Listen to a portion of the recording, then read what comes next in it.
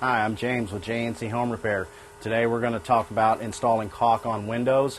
If you have any more questions concerning this topic or any other types of home repair, you can also contact me at jnchomerepair.com. First thing we're going to do is you can see here we got a window and there's some standard trim that goes around it.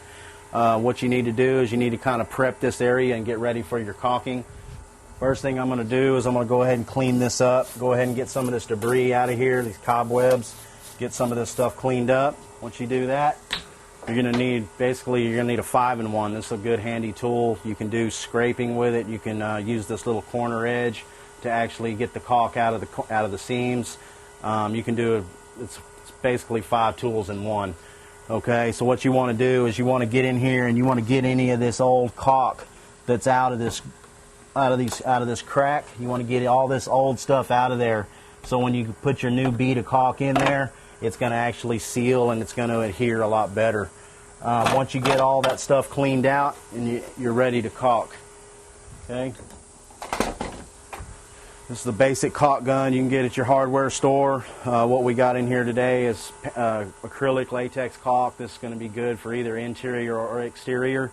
What you do is once you just want to cut your tip at a 45-degree angle, and once you've got your caulk, you don't want to cut your hole too big because you're going to have too much caulk coming out the end of it.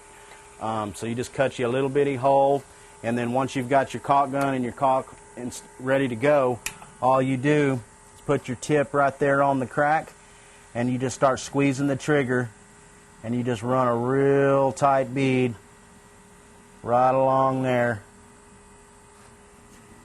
You can see it's actually filling in the crack, just like so.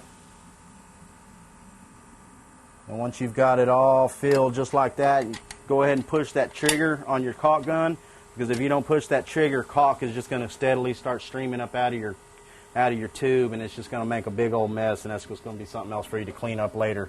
Once you have the caulk installed in the seam, all you do is just take your finger and you just run it along the seam and kind of work that caulk down in that seam there, and you'll get all the excess off as you're in the process of doing it. And once you do that, all you do is just run it out smooth with your finger, kind of get all that extra stuff off of there. And once you've got that new crack sealed, you let that sit up and dry for a while, and you're ready to paint.